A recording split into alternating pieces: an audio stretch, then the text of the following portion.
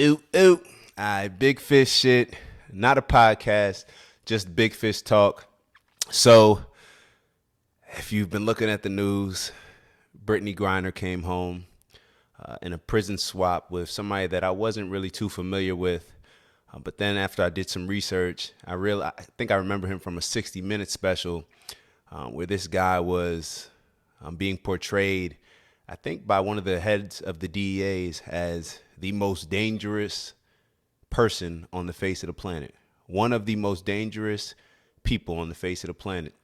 That's what he was being portrayed as. I know Nicolas Cage played him in a movie where his name is the Merchant of Death. I don't even want to say his name. And I think we're all missing exactly what's going on here.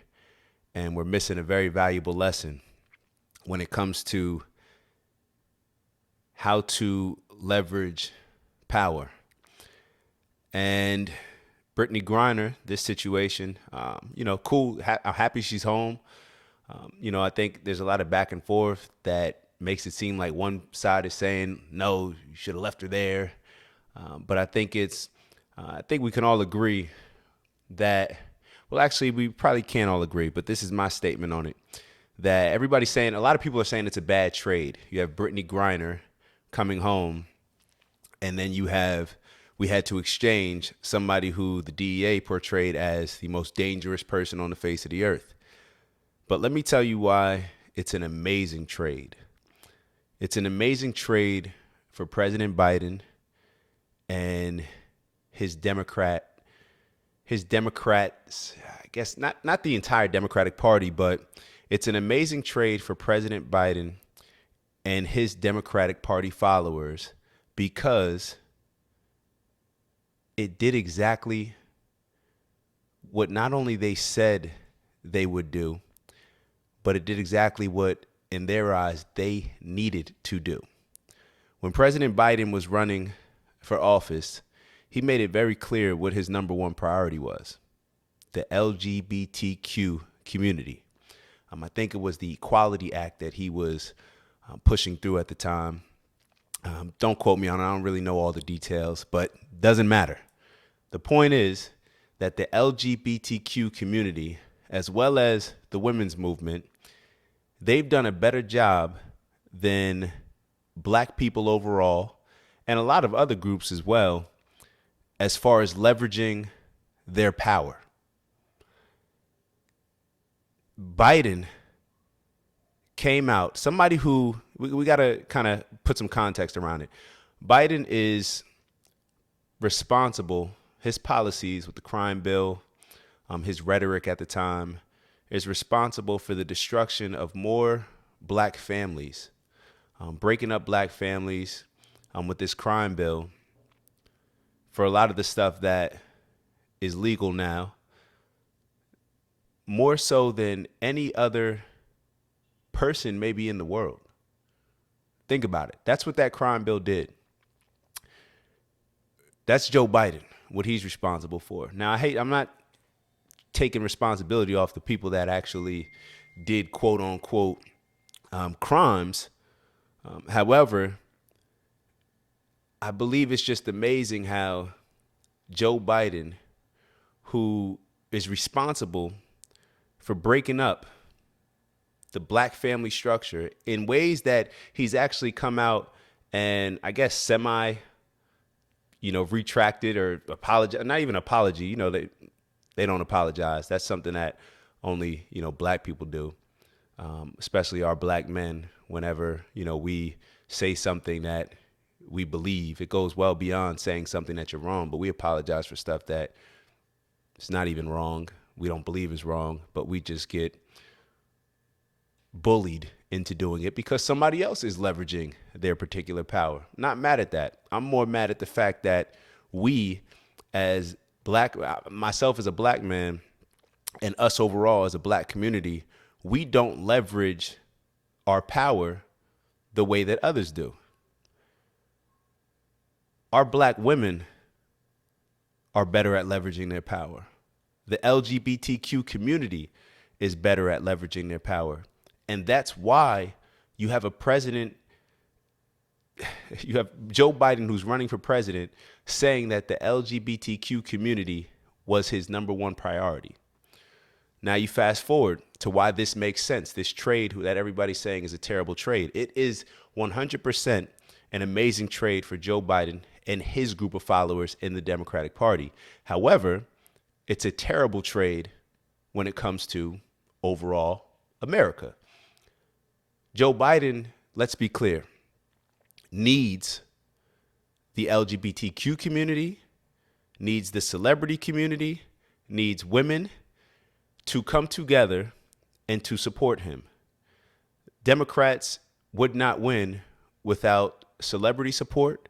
They would not win without LGBTQ support. They would not win without women's support. And they would not win without black people's support. So here you pretty much got all four in Brittney Griner. So when we think about why Brittney Griner was brought home, instead of, and I hope I'm saying his name correctly, Paul Whelan, that's the former Marine that is still in Russia, who's been there for 4 years, who we didn't bring home.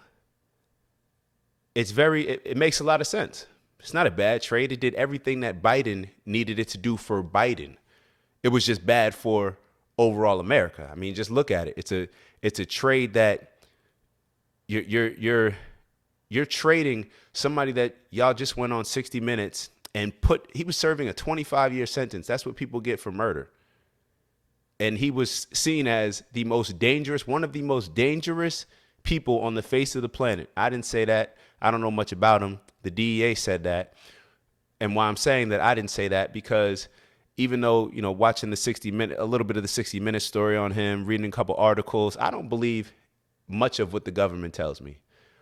I don't believe that. We've seen the lies, whether it's dealing with Ukraine, whether it's being in the Middle East with the Bush administration, whether it's the vaccinations. Are we allowed to say that now? Well, it is what it is. There's been a lot of things that have been presented as facts that have come back as absolutely not facts. So I don't believe a lot of, just because somebody in a quote unquote powerful position tells me it, I don't just believe it. But that's neither here nor there. The government said that he was one of the most dangerous people on the face of the earth. So how do you think that that's a fair trade for Russia to receive this man and for us to receive Brittney Griner? It has nothing to do. We have to stop looking at this emotionally because we're just happy that Brittney Griner came home. I see all these celebrities, basketball players, men and women, so happy that Brittney Griner came home. That's cool. But you have to understand that for the overall good of the country, and with Biden in particular, that was a chess move. Chess move. I'm not going to criticize Biden too much. It was a chess move. And it was a good chess move on his part. It was just very shitty for the country. And it set a terrible precedent for moving forward, not only for athletes and celebrities when they go visit other countries, where they can just, pretty much have a lot of attention on them to the point where it's like, let's see if they're doing anything wrong. We can always keep them. And then, we can always use that as, tremendous bargaining power and leverage. Look at what the Russian government, who's very intelligent, realized. They realized that Biden and his administration needed a win. They needed to do something to get black voters, women voters, the LGBTQ community, I forget the other group that I said, and celebrities on their side. So that's what was done. It was not like Russia said, oh, you can only have Brittney Griner. In my opinion, I don't think that was what was said. It was just more important for Joe Biden's agenda and the Democrats to bring home Brittney Griner than to bring home Paul Whelan. It's just how it works. She's more influential and would mean more to a lot of the Democratic supporters than bringing home somebody else like Paul Whelan, somebody who served the country. And I don't want to I don't want to forget anything that he didn't do, but there were a lot of other things, but I just remember him being a Marine. Like I said, I don't want to get into the details of that. I really just want to focus on how we need to learn from the LGBTQ community and the women's movement. They have become very good at leveraging their power, coming together and uniting to the point where they have to be respected by candidates. All right? By political leaders. They have to be respected because if you say something wrong about them, then they will come together and unite and cause you a lot of harm if you need their support. That's something that a lot of other groups do. We just saw a situation with Kyrie. Same thing. Kyrie, the Jewish community, does a great job in uniting. Not to say that the entire Jewish community was united in punishing Kyrie. However, when you have a community that remains on code, that comes together and makes decisions as an overall group instead of an individual, Deion Sanders, makes group decisions for the overall good of the community rather than just their personal gain, that is extremely powerful. And that's a playbook that, and I don't want to say playbook in a bad way, that's what you're supposed to do. That's what we're all supposed to do. That's why they say there's power in numbers, power in a group. You're supposed to leverage the group. If you're just seen as individuals, we've all been on teams, or a lot of us have been on teams. If everybody just doesn't buy into the team and just wants to operate as an individual, you're not going to win a lot of games. It just is what it is. So therefore, we need to learn from the LGBTQ community, the women's community. We need to figure out how to come together for the greater good of everybody rather than just being seen as individuals. Because we're only seen as individuals, and that when I say us, I'm talking about black men in particular, that we can just be bought out, here and there. We're not respected. We bashed Ice Cube for what he was trying to do. Black man stand up for putting black issues first, just like other communities do, putting their issues first. He was bashed, criticized. This is somebody that actually has done the work, has always stood out against a lot of injustices against our people. And our people are the ones that turned our back on him the most. So when you have a guy like Ice Cube who has his own league, you have a black-owned league in the Big Three, to the point where, shout out to Ice Cube, to the point where they're getting so successful that the NBA is getting jealous. Ice Cube just came out and said that Adam Silver, the commissioner of the NBA, is telling sponsors not to work with the Big Three. But that's neither here nor there. That's another matter of fact, that's another Big Fish talk. But I want to stay on this topic because I think we're getting tied up in the emotions of whether or not you're on team Brittney Griner or team Paul Whelan or anybody else that's still in Russia, or team Biden, or everybody against Biden. We're getting caught up in the emotions of it and being very confused rather than just learning. It goes back to the saying, the rules may not be fair, but teach me the rules and I'll figure out how to win the game, whether it's unfair or not. So that's what we need to tap into, in my opinion. I believe that we need to pay more attention to who's winning and how they're winning and duplicate that. Too many times I feel like we have so much pride and ego to the point where we don't want to learn from people who are actually winning. Imagine the worst team in sports not wanting to learn from the best team in sports. That's stupid. That's silly. It shows that you're not trying to win. It shows that you're very stubborn. You think that you can just do it your way, even though time after time it's shown that you're going to lose. That's us. So something that I've been doing more recently, or more over the last year or so, is only putting blame on black men. I'm only putting blame on the men. Whether it's black men or other groups, I'm only putting blame on the men because we are the leaders. We are the leaders, and especially with the black men, we've allowed our women, we've allowed other groups within the black community to just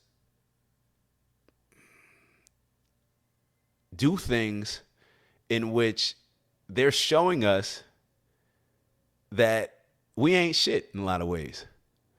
It's like we make the most complaints. However, as the leaders of our community, we're looking at these other groups of leaders, and they're able to leverage, to unite, to do all the things and come together as a community that we're not able to do. So, once again, calling out all the black men, all the men in general. But when it comes to this issue specifically, I need to focus on black men because other groups have shown and demonstrated that they know how this system works. They know how, just saying, oh, it's the system, that doesn't mean shit. I'm tired of people saying that as if that's a valid excuse or a valid reason as why we shouldn't be winning. No, if we figure out the system, then let's figure out how to win within that system. And then once we figure out how to win, then we can make the necessary changes that are going to be in the best interest of our team, right? Isn't that what we're supposed to do? So just saying that it's the system doesn't do much. Us learning from the system, us learning from who's able to take advantage and win and leverage their power to get the best output from the system, that's what we need to do. And that's what we're missing out on. So didn't want to, make this a long podcast, but just wanted to share my thoughts with you all on the Brittney Griner situation. Of course, happy that, Brittney Griner's home. She went there and, which brings up another point. We're clearly beefing, right? Can I say at war with Russia? At the very least, beefing. So for people to be going over there, especially celebrities with a lot of influence and a lot of power, it's almost like our most powerful pieces on the chessboard going to the other side and just hanging out over there. It doesn't make much sense. So the government definitely took an L in that, because why aren't we telling our people to be careful when you go over there? Telling our celebrities that, hey, maybe you shouldn't go over there. Maybe you should try to figure out another league that you can play in to make money during the WNBA offseason, or whatever, your offseason is with your profession, because this may set the precedent for a trend that happens when a lot of our celebrities are traveling, where they can either be scooped up to where they have a little bit of, something illegal on them, or they're jaywalking or something like that, whatever it may be, or just somebody detain them and just say that they did it. We never know, but we have to be careful. So that's something that the government should definitely be proactive with in updating us and letting us know that, hey, this may not be a good look. Or if you're going to go over there, then you need to make sure that you are absolutely on point in anything that you do, because this is the risk that you're going to be facing if not, or even if you are on point. So like I said, Brittney Griner, it's okay to be happy that she's home and disagree with Biden's decision to make that particular trade. It's okay to, both things can be true. And it doesn't mean that we necessarily have to look at it one way or another. But, regardless of how you look at that from an emotional standpoint, it's very important for us to look at it from a logical point and just understand why it happened. So therefore, we can take that back into our community, and any changes that we want to make, any requests that we have, we know exactly what the blueprint is to get shit done. All right. With that, I'll let y'all go. Enjoy the rest of your weekend, and I'll be seeing y'all soon. Make sure that you like, make sure that you follow, make sure that you share. We're building on YouTube. I'm loving the YouTube algorithm a little bit more than the Instagram algorithm. I was thinking about it earlier. I said when I was comparing Twitter to Instagram to YouTube, I see those are the main ones that I'm on. I'm not really on TikTok. I need to be. So maybe that's something that I can do as well. But, Instagram just seems like it's for people who are bored, just people who are bored, just looking for something to catch their attention. Twitter is for the people that want to share their thoughts, hear people's perspectives, the thinkers, that type of thing. And then YouTube seems to be for the people that are either looking for information or want to give information. That's just my take. Maybe that's just because my videos are starting to do better on YouTube that I'm looking at it like that. But it is what it is. Follow us on YouTube, follow us on Instagram, and you can follow me personally on Twitter. I definitely talk a lot of my shit on there. But other than that, just appreciate y'all tuning in. Appreciate y'all sharing it. And appreciate y'all just, spending the time with me to have this conversation. With that, over and out, strength and honor. I'll see y'all soon. Ew.